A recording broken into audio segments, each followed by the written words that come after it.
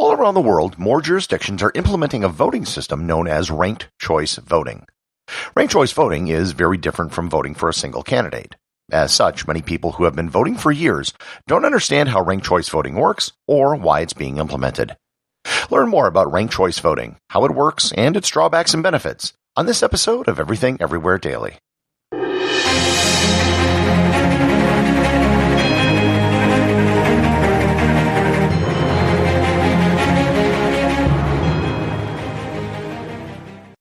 Facebook is taking action to keep its platform safe. Their safety and security teams are over 40,000 strong, more than the size of the FBI. In the last 6 years, Facebook spent over $16 billion, enough to build 7 pro stadiums, all to help create safer connections. More than 40 million people are using Facebook's privacy checkup each month. That's nearly 60 times the population of Washington, D.C., and they're doing all of this to keep their platform safe. Learn more about the work ahead at facebook.com/action. Before I get into the details of ranked choice voting, I first have to back up to explain a major problem with all voting systems. The problem is this. It is literally impossible to implement a voting system that always will reflect the general will of the electorate. This isn't just my opinion. It is actually a mathematical proof. In fact, the man who came up with this proof, Kenneth Arrow of Stanford University, was awarded the 1972 Nobel Prize in Economics for his work on voting systems. Without getting into the mathematics, the implication is that the voting system you use can result in different outcomes, even if the preferences of the electorate don't change. To understand why this is the case, it's easiest to understand it by providing some hypotheticals. For starters, voting is not transitive. In mathematics, if A is greater than B and B is greater than C, then A must be greater than C. However, voting doesn't work that way. If candidate A is preferred to candidate B and candidate B is preferred to candidate C, it does not necessarily follow that candidate A is preferred over candidate C. The situation could be something more akin to rock, paper, scissors. If you have an election with just 2 options, then there really isn't a problem. Everyone votes for one option or the other, and whatever gets the majority of votes will win. Problems come into play when you have more than 2 options. Let's suppose you have an electorate that is generally split 60-40. However, the 60% in the majority split their support between 2 different candidates. If you have a first-past-the-post election system where whoever gets the most votes wins, the 2 candidates that represent the majority would split the vote and get 30% of the vote each. The person who represents the minority, but doesn't have someone from their side splitting the vote, will get 40% of the ballot. In such a situation, the person with 40% of the vote would win, even though the majority of the voters don't want that person to win. The more options you have on the ballot, the worse the situation gets. While Kenneth Arrow formally stated the problem and gave it a mathematical underpinning, he was hardly the first person to realize that there was a problem with voting systems. There has been a series of attempts at voting reforms going back for centuries to try to find something better than first-past-the-post, winner-take-all systems. There were early experimentations with voting systems in 13th century Catalonia. This system was a series of 2-way elections between candidates, not quite a ranked choice system. In the 15th century in Germany, there were experiments with a system known as the Borda count. The Borda count was discovered multiple times in multiple places, and it's basically a system where you award points to various candidates. It gets its name from Jean-Charles de Borda, a French mathematician who published his system in 1781. In the Borda count system, if you have 4 candidates, you would award 3 points to one candidate, 2 points to another candidate, and 1 to still another. 0 points would be awarded for the 4th candidate, and any candidate who didn't receive a vote would also get 0.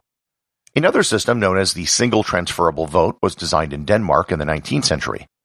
An American Unitarian minister named Robert Ware developed a variant of the single transferable vote called instant runoff voting. The first place to actually implement any sort of ranked choice voting was Tasmania, Australia in 1890, and it was implemented in other parts of Australia in the early 20th century. This system spread to a few cities in Ireland and South Africa in the 1920s, and then to some cities in Canada and the United States afterwards. There has been a resurgence in the popularity of ranked voting over the last several years. There have been several jurisdictions that have adopted ranked choice voting as their way of resolving elections. This includes states, municipalities, and even some associations. So, what exactly is ranked choice voting? Ranked choice voting is where you rank all of the candidates presented to you instead of just voting for the one person you want to win. So let's take a simple hypothetical election with 3 candidates, A, B, and C. In such an election, there are 6 possible preferences: ABC, ACB, BAC, BCA, CAB, and CBA. When the ballots are tallied, the first thing which is looked at are the number of ballots which a candidate was ranked number 1. The election is over if one candidate receives more than 50% of the top ranks. However, if no candidate is ranked first on 50% of the ballots, then you have to move to the next round. In round 2, the candidate with the lowest number of first preferences is eliminated. On any ballot they were ranked number 1, the top rank is now transferred to whoever was ranked number 2. In this example, there would now only be 2 candidates left after round 2, and one of the 2 would have to have the majority. If there were more candidates than 3, you would just iterate this process over and over until there was just one candidate that had the majority of top ranks. So, what is the point of this system of voting? For starters, it works much better in a system where many candidates are running in a single election. For example, you might have over a dozen candidates in a single primary. The top vote getter may only be listed number 1 on 30% of the ballots or less, meaning that 70% of the people voting actually wanted someone else.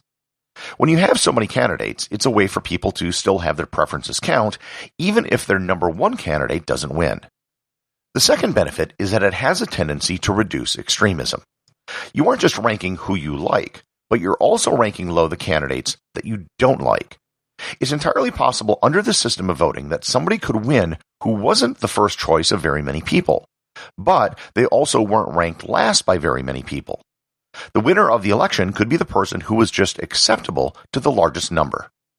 The other major benefit is that it opens up elections to third-party candidates.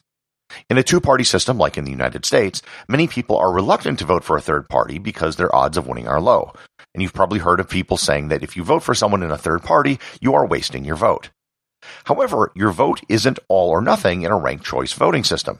You could still vote for a major party candidate first and then vote for a third party candidate second. As I just mentioned, if somebody is just acceptable to the largest number of people, that might be enough to win. So, what is the downside to this system? For starters, it is more confusing and complicated than a regular first-past-the-post voting. First-past-the-post voting is very simple. You vote for one person, and the person who gets the most votes wins. Yes, it doesn't reflect a wide range of preferences like in a multi-candidate race, but it's simple to understand. The other downside is that you can't necessarily get election results as quickly. If all you're doing is counting ballots, then it doesn't take much time to declare a winner. But with ranked choice voting, running all the iterations could take a day or 2. Moreover, it pretty much has to be done with a computer, as doing it by hand would be even more time-consuming. The other big downside is the potential violation of keeping votes secret. The number of potential ways to rank candidates is finite and gets larger the more candidates that run. For example, in the 2021 New York mayoral primary, there were 14 candidates on the ballot. That means that there were over 87 billion different ways to rank the candidates. That number is much higher than the number of people who actually cast ballots. And that means there will probably be a lot of ballots that have a unique ranking.